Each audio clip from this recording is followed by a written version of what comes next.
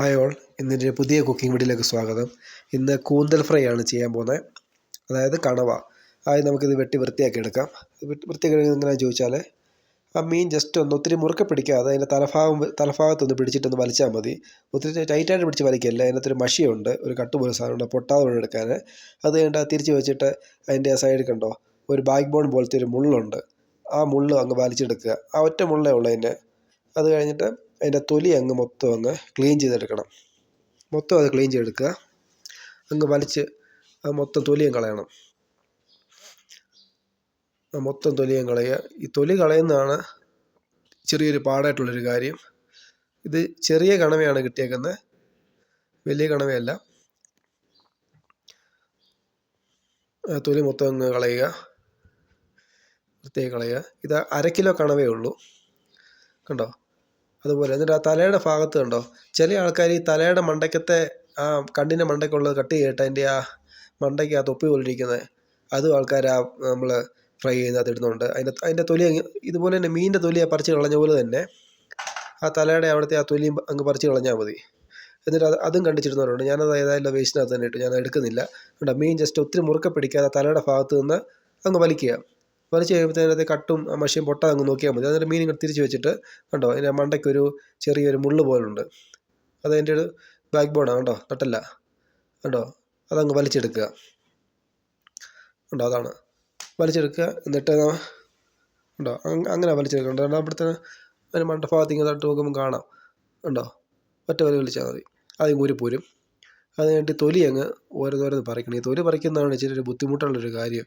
മറ്റുള്ള മീനിന്ന് പോലെ ചെകളയും ഇതും പറിച്ചെടുക്കുന്ന പോലെ അല്ല ഇത്. പെട്ടെന്ന് ഇച്ചിരി പാടുണ്ട്, ക്ഷമയോടെ പറിച്ചെടുക്കണം. അതുകൊണ്ടോ അത്ര ഞാൻ മൊത്തം പറിച്ചെടുത്ത് വൃത്തിയാക്കി ക്ലീനാക്കി എടുത്തു. അത് അരിഞ്ഞ് വൃത്തിയാക്കി കഴുകി എടുത്തിട്ട് അത് നമുക്ക് ഫ്രൈ ചെയ്യാനാണ്. അതിങ്ങനെ ജസ്റ്റ് ഇങ്ങനെ അരിഞ്ഞെടുക്കുക. എല്ലാ മീനും ഇതുപോലെ തന്നെ അരിഞ്ഞെടുക്കുക. ഒരു 1.5 ടീസ്പൂൺ മുളക് പൊടി ഇട്ടു, കാശ്മീരി മുളക് പൊടിയാണ്,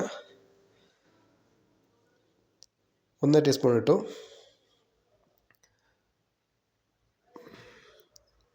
അത് കഴിഞ്ഞ് ഒരു 1/4 ടീസ്പൂൺ മഞ്ഞൾപ്പൊടി ഇട്ടു, ഒരു 1/4 ടീസ്പൂൺ മല്ലിപ്പൊടി ഇട്ടു, ഒരു 1/4 ടീസ്പൂണ് ഗരം മസാല ഇട്ടു,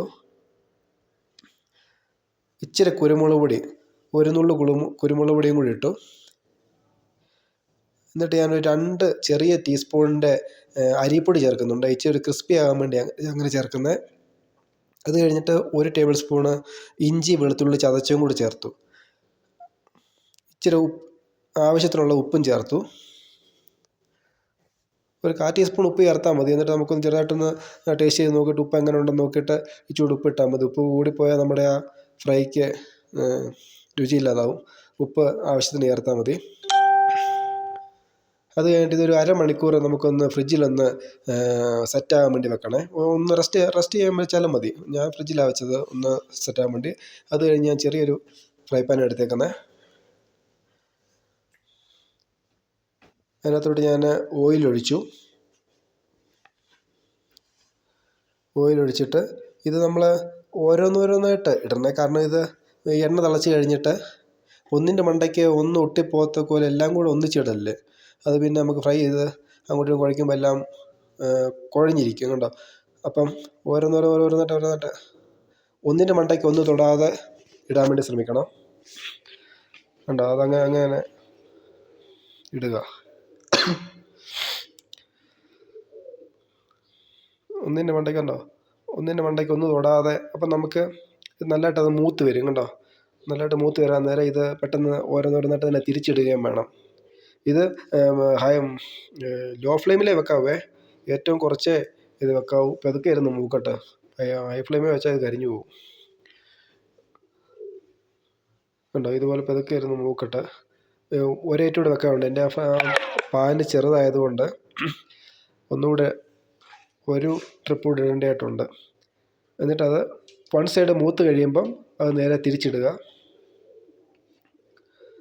ഏകദേശം മൂത്ത് കഴിയുമ്പം അത് നേരെ ഒരു തവി വെച്ച് തിരിച്ചിടുക, കണ്ടോ.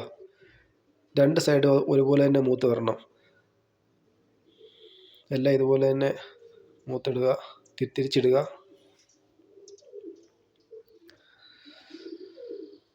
വേറൊരു ചെറിയൊരു സ്പൂണും കൊണ്ടും കൂടെ ഞാനൊരു സഹായത്തിന് ചെയ്തു ഇത് തിരിച്ചിടാൻ വേണ്ടി. കണ്ടോ, ഇതുപോലെ തിരിച്ചിടുക. അപ്പോൾ രണ്ട് സൈഡും ഒരുപോലെ തന്നെ നല്ലതായിട്ട് ഫ്രൈ ആയി നല്ല ക്രിസ്പി ആയിട്ട് തന്നെ കിട്ടും. ക്രിസ്പി ആകാൻ വേണ്ടി ഈ അരിപ്പൊടി കിട്ടുന്നത് കേട്ടോ. അരിപ്പൊടി ഇടുമ്പോൾ ഇതിന് വേറെ ടേസ്റ്റ് തന്നെയാണ്.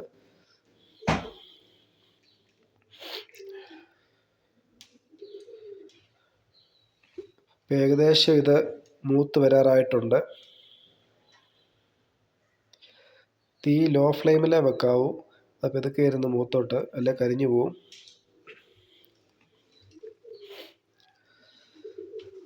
ഏകദേശം അത് നമുക്ക് ആദ്യത്തെ ട്രിപ്പ് എടുക്കാറായിട്ടുണ്ട്. ഏകദേശം അത് മൂത്ത് കഴിഞ്ഞു. ഇപ്പം ഞാനൊരു പാത്രത്തിലോട്ട് ആദ്യത്തെ ട്രിപ്പിംഗ് എടുക്കുക.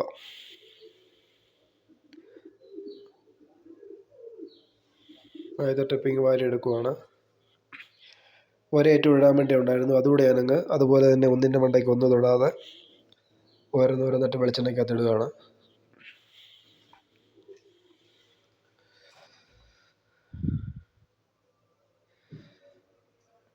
ഇതുപോലെ കിട്ടാൽ മതി. മൊത്തം കൂടെ ഒന്നിച്ചിട്ട് കഴിഞ്ഞാൽ അതെല്ലാം കൂടെ ഒന്നിൻ്റെ മണ്ടയ്ക്ക് ഒന്നായിട്ട് കുഴഞ്ഞിരിക്കും. എല്ലാം കൂടെ നമുക്ക് ഇളക്കിയെടുക്കാനൊന്നും തിരിച്ചിടാനൊന്നും പറ്റാത്ത പരിവാകും. ഇതുപോലെ കിട്ടാൽ മതി. എന്നിട്ട് നല്ലതായിട്ട് മൂത്ത് വൺ സൈഡ് മൂത്ത് വരാൻ നേരം അത് നേരെ മറ്റേതുപോലെ തന്നെ തിരിച്ചിടുക.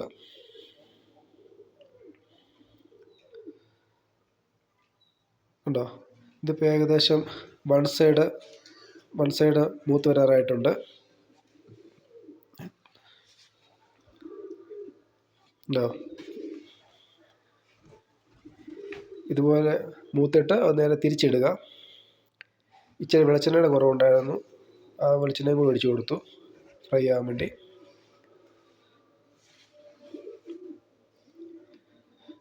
എന്നിട്ടത് ഓരോന്നോരോന്നായിട്ട് തന്നെ അത് തിരിച്ചിടണം. അപ്പോൾ ഒരു സൈഡ് ഫ്രൈ ആയി വന്നിട്ടുണ്ട്, മറ്റേ സൈഡും അതുപോലെ തന്നെ മൂത്ത് വരാൻ വേണ്ടി തിരിച്ചിടുക. വലിയ മീൻ പോലെ അല്ല ഇത്, ചെറുതായതുകൊണ്ട് ഇങ്ങനെ നമ്മൾ ഈ കൊഞ്ച് പോലെ തിരിച്ചിടുന്നതിനകത്ത് ചില ബുദ്ധിമുട്ടുണ്ട്. അതുപോലെ കയ്യെ വെളിച്ചെണ്ണ തെറിക്കാതെ പതുക്കെ ഇങ്ങനെ അങ്ങ് തിരിച്ചിട്ടാൽ മതി. ഞാൻ സ്പൂണും എടുത്തിട്ടാണ് തിരിച്ചിട്ടൊന്നും ഒരു തവിയും കൊണ്ട് തന്നെ പരിപാടി നടക്കുന്നില്ല. തീ ലോ ഫ്ലെയിമിലേ വെക്കാവൂ, അല്ലെ കരിഞ്ഞു പോവും. കണ്ടോ, വൺ സൈഡ് അപ്പം നല്ലതായിട്ട് തന്നെ ക്രിസ്പി ആയി തന്നെ അത് ഫ്രൈ ആയിട്ടുണ്ട്. മറ്റേ സൈഡിലൂടെ ഫ്രൈ ആയി കഴിയുമ്പോഴത്തേനും നമുക്ക് എടുക്കാറാവും. ഇപ്പം ഏകദേശം അത് ഫ്രൈ ആയി ഏകദേശം വന്നിട്ടുണ്ട്. ഉണ്ടോ, എല്ലാം നല്ലതായിട്ട് തന്നെ മൂത്ത് വന്നിട്ടുണ്ട്.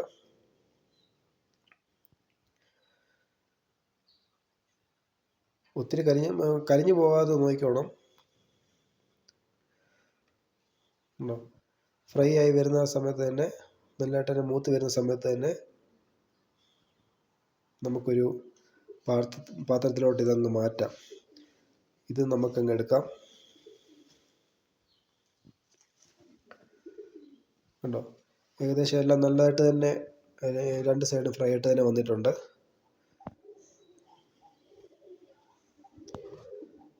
ഇനി നമുക്ക് ഒരു പ്ലേറ്റിലോട്ട് ഇതങ്ങ് കോരാം. പ്ലേറ്റിലോട്ട് ഇതങ്ങ് കോരിയെടുക്കുവാണ്. അതൊന്ന് കോരിയെടുക്കുക.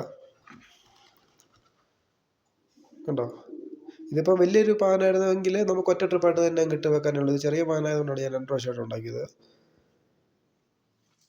കണ്ടോ, ആ വെളിച്ചെണ്ണയൊക്കെ ഒന്ന് ഇത് ശരിക്കും പറഞ്ഞാൽ ഇതിന് നമ്മുടെ ഈ ടിഷ്യൂ പേപ്പറുണ്ട്, ടിഷ്യൂ പേപ്പർ വെയിറ്റിൻ്റെ മണ്ടൊക്കെ ഇട്ടിട്ട് വെച്ചാൽ മതി. അപ്പോൾ എണ്ണ പെട്ടെന്ന് വലിയും.